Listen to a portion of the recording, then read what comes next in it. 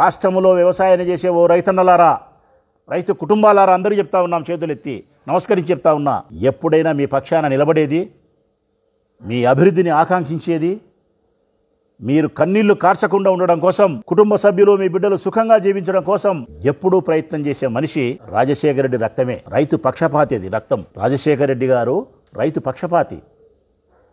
ఆయన ఆలోచన విధానం రైతుల కోసం, ఆయన మాట రైతుల కోసం, చివరికి ఆయన వేషధారణ కూడా రైతే, ఆయన పంచకట్టు కూడా రైతే. ఆ రక్తం పంచుకు పుట్టినవాడే జగన్మోహన్ రెడ్డి. వైఎస్ఆర్ కుటుంబమే రైతుల పక్షాన నిలబడే కుటుంబం. వైఎస్ఆర్ కాంగ్రెస్ పార్టీ రైతులకు అగ్రతాంబూలం ఇచ్చినటువంటి పార్టీ. నా ప్రొద్దుటూరు నియోజకవర్గంలో కూడా ఇంటిగ్రేటెడ్ ల్యాబ్ పెట్టినారు. మా ప్రొద్దుటూరు నియోజకవర్గంలో కూడా గ్రామాన రైతు భరోసా కేంద్రాలు పెట్టినారు. ఉచిత పంటల బీమా చేసినారు, ఇన్పుట్ సబ్సిడీ ఇచ్చినారు, ఈ క్రాప్ విధానం తీసుకొచ్చినారు, సున్నా వడ్డీ ఇచ్చినారు, పంట సాయం చేసినారు, రైతులకు సలహాలు సూచనలు గ్రామీణ ప్రాంతాల్లో ఇచ్చినారు. 30 దినాల్లో ప్రకృతి వైపరీత్యాల వల్ల సంభవించినటువంటి పంట నష్టాన్ని 30 దినాల్లో ఇచ్చినారు. నా నియోజకవర్గంలో కూడా ఏమీ లేవు ఈరోజు ఈ పరిస్థితులు. పైపెచ్చు మళ్ళా కేసులు పెడుతున్నారు. రైతుల పక్షాన ఎవరున్నా పోతే మీ ముఖ్యమంత్రి, మీ మాజీ ముఖ్యమంత్రి జగన్మోహన్ రెడ్డి గారిని కేసులు పెట్టాం, మీరెంత అని చెప్పే ఒక సంకేతాన్ని మాకు ఇచ్చే ప్రయత్నం చేస్తున్నారు వాళ్ళు. వైఎస్ఆర్ కాంగ్రెస్ పార్టీకి సంబంధించిన ఏ నాయకుడు, ఏ కార్యకర్త, స్థానిక సంస్థలు ఉండే ఏ ప్రజాప్రతినిధులు కూడా ఈ కేసులకు వెంట్రుక భాషంతా కూడా భయపడరు. రైతుల పక్షాన, ప్రజల పక్షాన మేము చేసే ఉద్యమాలు, మేము చేసే పోరాటాల ఫలితాల ఆధారంగా మాకు కేసులు, ప్రజలకు మేలు జరిగితే చాలు. మీరు పెట్టే కేసులు మేము గౌరవంగా స్వీకరించగలుగుతాం. ప్రజలకు తరపున మేము చేసే పోరాటానికి మాకు లభించినటువంటి కానుకగా మేము భావిస్తామే తప్ప భయపడే పరిస్థితి లేదు. ఒక బంతిని కొడితే తిరిగి ఎంత వేగంగా ఎన్నికొస్తుందో వైఎస్ఆర్ కాంగ్రెస్ పార్టీ నాయకులు, కార్యకర్తలు కూడా ప్రజాపక్షాన చేసే పోరాటాల్లో జగన్మోహన్ రెడ్డి గారి నేతృత్వంలో అంత వేగంగా ప్రతిస్పందిస్తాం మేము. జగన్మోహన్ రెడ్డి గారి యార్డుకు పోతే మీరు కేసులు పెట్టినారు కదా, నేను అడుగుతా ఉన్నా, చంద్రబాబు నాయుడు ప్రభుత్వానికి గన ధైర్యం ఉంటే వాళ్ళ ఎమ్మెల్యే దగ్గర మొదలుకొని మంత్రి వరకు కానీ, స్వయానా వాళ్ళ ముఖ్యమంత్రి చంద్రబాబు నాయుడు గారు కానీ అదే మిర్చి యార్డుకు పోయి నిలబడమను, మాట్లాడమను. రైతులకు వ్యతిరేకంగా, రైతుల పక్షానను మిరపకాయ దంచినట్టు దంచుతారు ముఖ్యమంత్రిని కూడా. రైతులు మిరపకాయలు ఎట్లా దంచుతారో అట్టనే దంచుతారు. మీకు ధైర్యం ఉంది, ఆ పోగలని ధైర్యం రైతుల సమక్షంలోకి, వాళ్ళ ఆగ్రహావేశాలను తట్టుకోగలిగిన శక్తి మీకుందా? మీకు ఈ ప్రభుత్వానికి మట్టిని నమ్ముకొని బ్రతికిన మనుషులు వాళ్ళు, మట్టిని పిసికి ఈ దేశానికి అన్నం పెట్టిన మనుషులు వాళ్ళు. వాళ్ళను తట్టుకుండే శక్తి మీ ప్రభుత్వానికి లేదు. ఆ మిర్చి యార్డులో పోయి మీరు నిలబడగలిగిన సత్తా లేదు.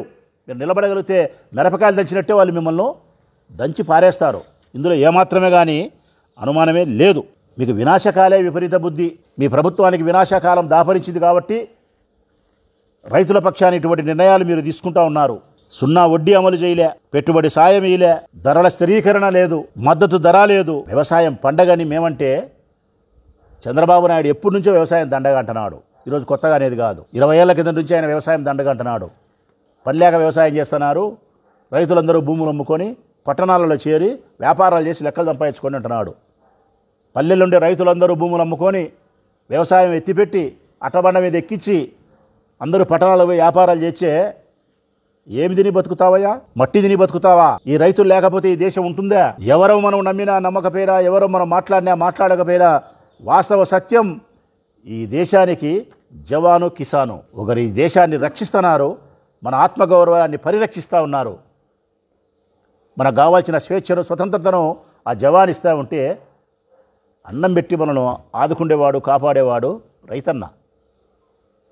ఆ రైతన్న పట్ల ఈ ప్రభుత్వానికి, చంద్రబాబు నాయుడు ప్రభుత్వానికి కాసింత కూడా ప్రేమ లేదు, కనికరం లేదు. వారి కష్టాలు, కన్నీళ్లు పాయసంలాగా అయిపోయింది ఆయనకు. ఒక పక్కడి రైతులు అల్లాడుతూ ఉంటే ఆయన ఢిల్లీకి పోతాడు ప్రమాణ స్వీకారానికి. ఇక్కడ రైతులు ఇబ్బందులు పడతా ఉంటే వీళ్ళ ఇబ్బందులు, వీళ్ళ కష్టాలు, కన్నీళ్లు కనపడవు. పెళ్లిళ్లకు, పేరంటాలకు ప్రమాణ స్వీకారాలు తిరుగుతున్నాడు ఆయన. ఎన్నికలకు ముందు పెద్ద పెద్ద మాటలు చెప్పినాడు. రైతులకు సంబంధించిన విద్యుత్తును కూడా నువ్వు సక్రమంగా అందించే పరిస్థితి లేదు.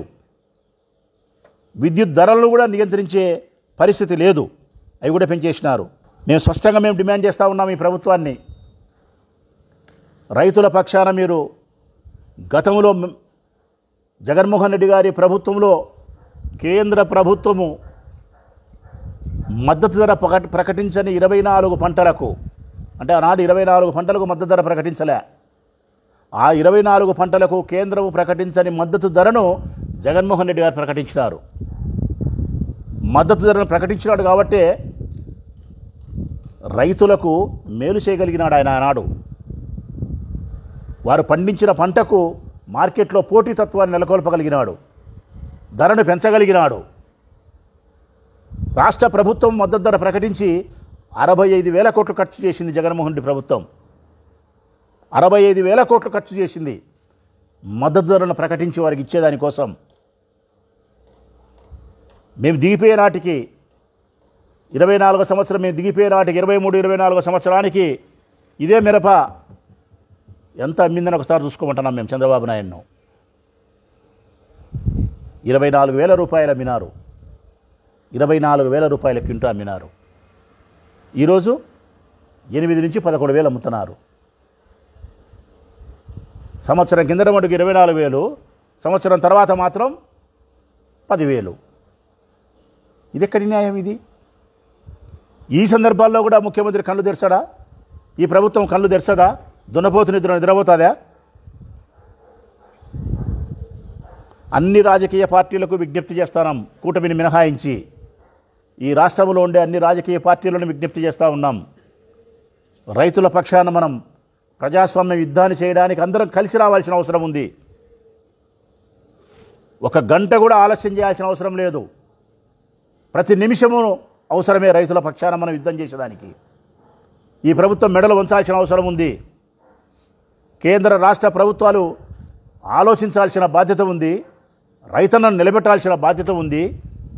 నిజంగా ఈ దేశం అన్నపూర్ణ ఆంధ్రప్రదేశ్ అనే మాటే మీరు నిజం చేయాలనుకుంటే రైతన్న కన్నీళ్లు తుడవాల్సిన బాధ్యత ఉంది ఈ ప్రభుత్వానికి. మీరు చేయాల్సిన పని రైతులకు మద్దతు ధర ఇచ్చే ప్రయత్నం చేయండి.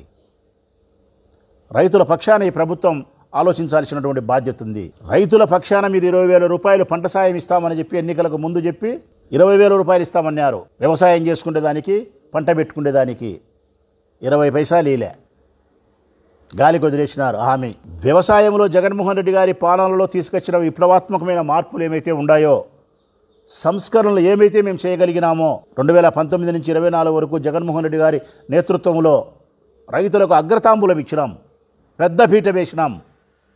రైతే వెన్నెముకని చెప్పిన మాటను సూక్తిని నిజం చేసే ప్రయత్నం చేసినాం మేము. అందులో భాగమే మేము తీసుకొచ్చిన వ్యవస్థలు, మేము తీసుకొచ్చిన విధి విధానాలు.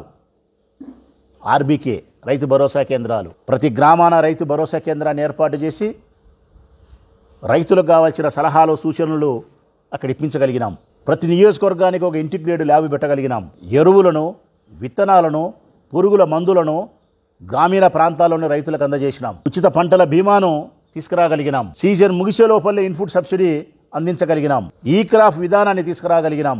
ప్రతి సంవత్సరం 13,500 రూపాయలు పంట సహాయాన్ని అందించగలిగినాం.